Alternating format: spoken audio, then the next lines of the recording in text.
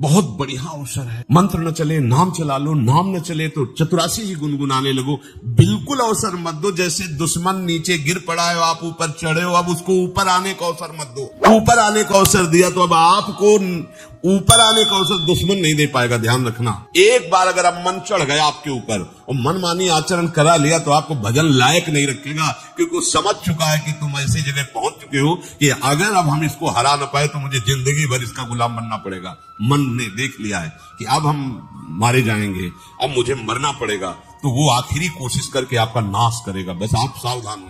इस समय आपके घुटने उसकी गर्दन के ऊपर है, ऐसा समझो, क्योंकि सदगुरु आश्रय, संत आश्रय, सत्संग, नाम धाम आश्रय, वो विचलित हो रहा है, भड़बड़ा रहा है।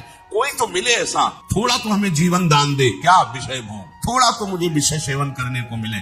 चूक कर दी तो फिर गिरा दे। परमहंस श्री ओंकारानंद सरस्वती जी ने जब बिल्कुल नई अवस्था सामने उनके गए तो उनका, अच्छा बच्चा, बड़े भाग्यशाली हो, वैराग्य मार्ग में आए हो, पर ध्यान रखना, एक सांप को जब बंदर पकड़ता है तो बोले ऐसे ऐसे जड़ में रगड़ता है, फिर देखता, सू तो नहीं बोला, फिर रगड़ता है, और वो मरने पर भी रगड़ता ही रहता है कि कहीं से मैं जान न। बोले बस ऐसे ही साधु को, साधक को, उपासक को अपने मन को रगड़ना है। राधा वल्लभ श्री हरिवंश, राधा वल्लभ श्री हरिवंश, राधा वल्लभ श्री हरिवंश। अगर सू बोलने का मतलब अगर थोड़ा भी विषय स्फुरण रह गया है तो अभी रगड़ते रहो राधा वल्लभ श्री हरिवंश। फिर सच्ची कहते भजन करना नहीं पड़ता। जैसे भजन थोड़ी करना पड़ता है ही नहीं भजन, किसी और कुछ क्या करें, कुछ है ही नहीं यंत्रों में, वो स्फूर्त है केवल वही। अब उसको भजन थोड़ी करना है, रह ही नहीं गया, कुछ करना ही नहीं रह गया है। हंस रहे, खेल रहे, बात कर रहे, खा रहे, पी रहे, चल रहे, ठाड़े बैठे परे उताना, कबीर काय हम राय ठिकाना, हर समय। पर वो स्थिति प्राप्त करने के लिए निरंतर अभ्यास की आवश्यकता है। श्री भगवान कह रहे हैं कि परमम पुरुषम दिव्यम याति पार्थानु चिंतयेत, जो मेरा सदैव चिंतन करता रहता है, दिव्य परम पुरुष का साक्षात्कार उसको अपने चित्त में ही हो जाता है। चित्त स्थान भगवान वासुदेव का है। शरीर छोड़ने के बाद नहीं, शरीर रहते हैं ऐसी आनंद की वृत्ति उदय होती है। अब उनके लिए शब्द ही नहीं तो क्या वर्णन करें। ऐसी आनंद की उसी आनंद में वो आनंद समुद्र प्रभु प्रकाशित होने लगते हैं। पर उस आनंद में जहां आपका थोड़ा प्रवेश होता है, आप उलझ करके विषय की तरफ चले जाते हैं। ध्यान देना हमारी इस बात को, या अनुभवगम्य बात कहते हैं। जब आपको भजन का थोड़ा आनंद मिलेगा तो आप थोड़ा निश्चिंत जैसे होते हैं, उसी समय मन आपको विषयों में फंसा देगा। जब आपको भजन का अभ्यास बढ़ने लगे, आनंद मिलने लगे, तो आपको उदासीनता बढ़ानी है, हंसना नहीं है, लोगों से मिलना नहीं, खेलना नहीं है, क्योंकि इस समय चढ़ाई का है। आनंद स्फुरित होने लगा, बचाओ, बिल्कुल आसपास से सुरक्षित हो जाओ। वो आनंद ही आपको ऊपर ऐसी स्थिति में ला देगा जहां ये विषय नहीं ले जाएंगे। भगवान कह रहे परमम पुरुषम दिव्यम याति पार्थानु चिंतयन्, जो निरंतर अभ्यास चिंतन का करता है, उससे चित्त में ही भगवत साक्षात्कार हो जाता है। अगर आप सावधान नहीं रहेंगे, चिंतन सही नहीं रहेगा आपका, तो किसी भी अवस्था में ये विषय चिंतन छूटने वाला नहीं। अभी हमारे पास अवसर है, अभी हमारे पास समय है, चूको मत। ये बहुत सूक्ष्म लड़ाई है, ये कोई बाहर के लाठी डंडा गोली वाली लड़ाई नहीं है, ये अंतर की लड़ाई है। इसमें बड़े बड़े हार जाते हैं। अगर कोई जीत पाता है तो एकमात्र भगवान को समर्पित चित्त वाला जीतता है। हमें लगता है आपको बढ़िया समर्पण का अवसर है। अब आप ये जो मना किया जाता है, उन विषयों का भोग करते हैं, विषयों का सेवन करते हैं, तो फिर ऐसा लगता है अब हम नहीं कर पाए, हमारे पास कोई चांस नहीं रह गया कि अब आपको संभाल सके। इसलिए आप सहयोग कीजिए। ये बाहरी आनंद 4 दिन का है, मान जाओ, बाहरी आनंद। ये श्री जी के मार्ग के लिए हम कह रहे हैं किसी जन्म में भगवत प्राप्ति करनी। अगर आप नहीं कर मानोगे, मनमानी आचरण करोगे तो भ्रष्ट हो जाओगे। ये संसार का स्वरूप है, किसी न किसी बहाने से वो आपको सतमार्ग से हटाएगा। ना किसी को घर आने दो, ना किसी के घर जाओ, ना किसी को रंग लगाओ, ना किसी से रंग लगवाओ। अपनी प्रिया प्रीतम के साथ होली खेलो। यहाँ जो सत्संग हो रहा है ठीक है, सुना, एकांतिक किया, कुटिया में जाओ चुपचाप, अपने श्री जी को रंग लगाओ, श्री जी के सामने पद गाओ, श्री जी के सामने नाचो, उन्हीं तो भावना में उनके साथ खेलो। किसी और की जरूरत कोई अब दूसरा हमें छुए,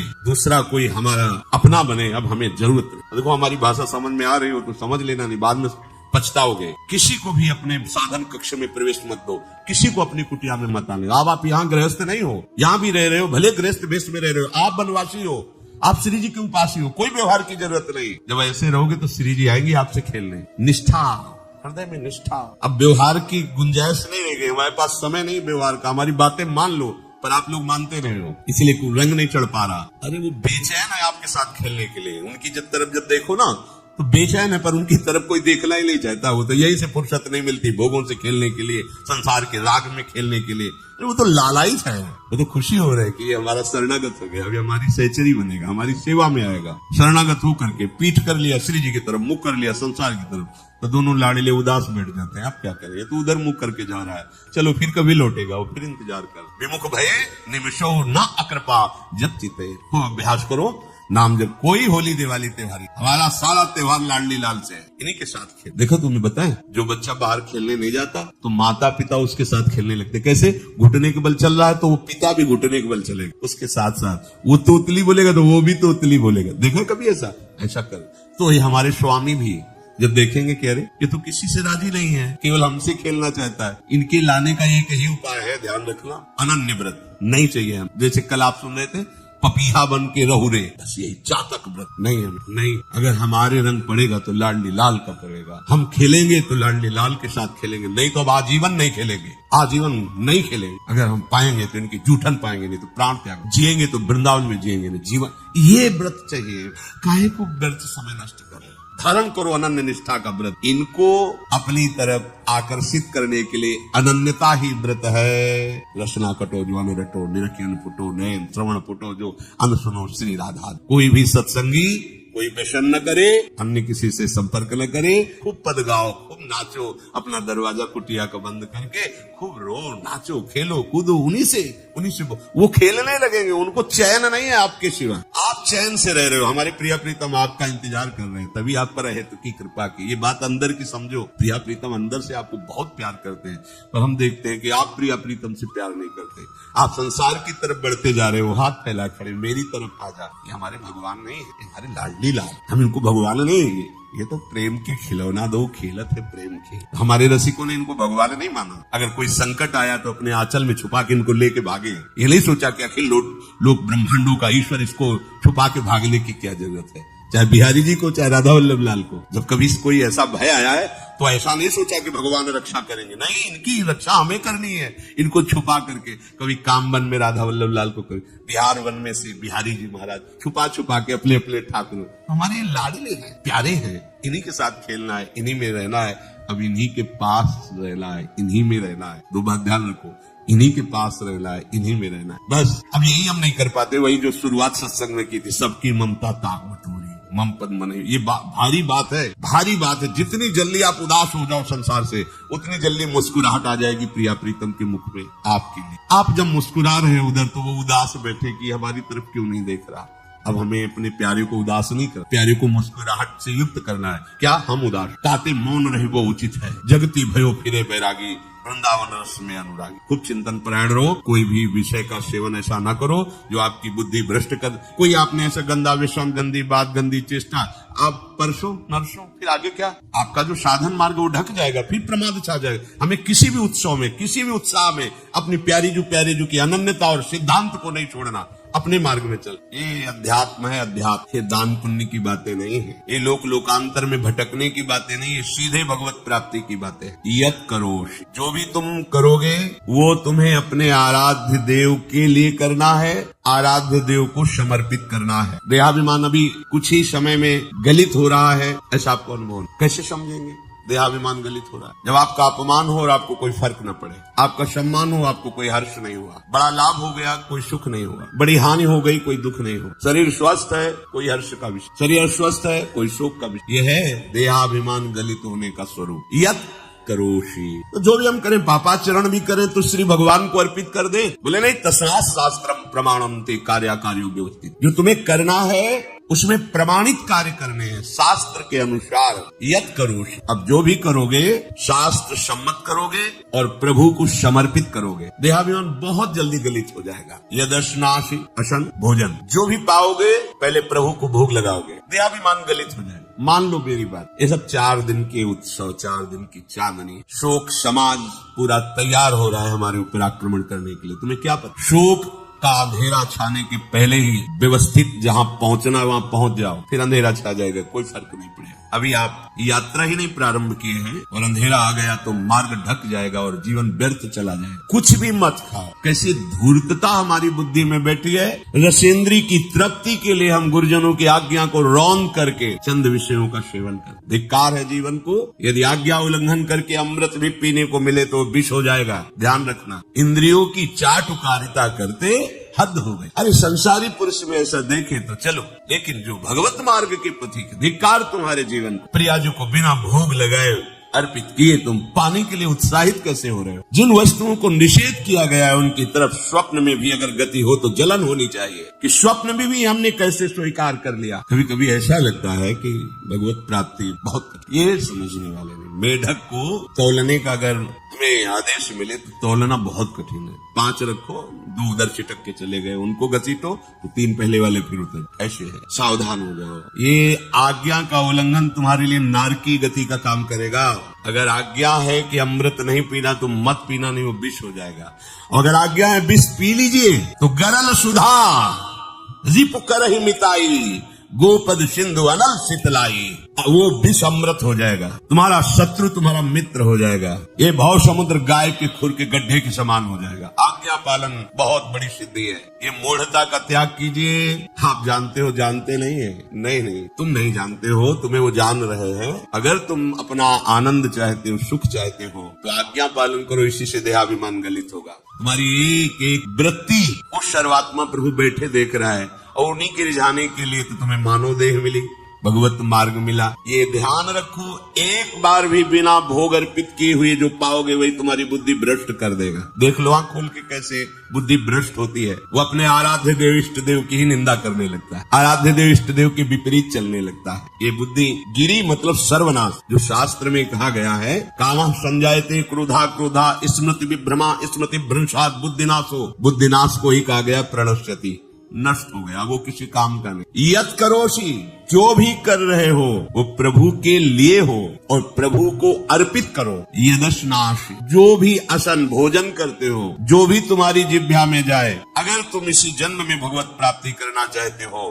तो बिना भोग लगाए मत मान लीजिए। फिर कह रहे यज्जुहोषि, जो भी तुम हवन का तात्पर्य होता है भागवतिक कार्य करते हो वो प्रभु को अर्पित कर दो, बड़ा सुख मिलेगा। जो तुम ददाशे, किसी को भी कुछ भी देते हो प्रभु को दे दीजिए। देने के पहले उसमें भाव कीजिए राधा वल्लभ लाल इसके हृदय मंदिर में बैठे। अब भोजन जल वस्त्र जो भी आपको उसको दिया तो उस व्यक्ति को नहीं दिया, सीधे ठाकुर जी को दिया, राधा वल्लभ लाल को। यह तपस्या से, जो भी तुम तपस्या कर रहे हो, काम वेग को सह रहे हो, क्रोध को सह रहे हो, गर्मी सर्दी सह रहे हो, अनुकूलता प्रतिकूलता सह रहे हो, ये भी प्रभु को अर्पित कर दो। भगवान आदेश कह रहे हैं तत्कुरुष्व मदर्पणम। ये सब मेरे को अर्पित करने का मतलब मेरी पूर्ति नहीं हो जाएगी, तेरी पूर्ति हो जाएगी। भला ये सब नदियां समुद्र में गिरना बंद कर दे तो समुद्र घट जाएगा क्या?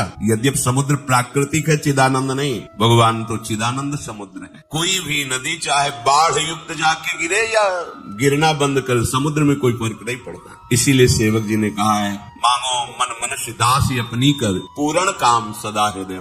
हे पूर्ण काम प्रभु, यद्यपि आपको मेरी जरूरत नहीं है पर मैं अपने लिए मांग रहा हूँ कि अपनी दासी बना ले। मद भक्तो महेश्वरे सर्वज्ञे परम गुरु वासुदेवे समर्पित सर्वात्म भावः यत् पश्यति शृणोति स्पृशति वा सर्वमेव भगवान वासुदेवः इत्येवं गृहाविष्ट बुद्धिर मद भक्तः शन एतत् यथोक्तम सम्यक दर्शनम विज्ञाय मद भावाय मम भावो मद भावः परमात्म भावस्तस्मै परमात्म भावो योपपद्यते युज्यते घटते मोक्षम गच्छति। वेद कहता है, भगवान की वाणी। मद भक्तो, जो मेरा भक्त हो गया है। अभी हम देह भक्त हैं, भोगों के भक्त हैं, विषयों के भक्त हैं, काम क्रोध लोभ मोह जब जो चाहता है हमें परास्त कर देता है। लेकिन जो मद भक्त हो गया उसको नहीं, बाहरी वेश परिवर्तन से मद भक्तो नहीं होता। कभी हंसी आती है कि अमृत कुंड को छोड़ करके मल कुंड का स्वाद लेने के लिए कितना लालायित है जीव। कैसी मंद बुद्धि, मतलब एकदम लगता है कि वाह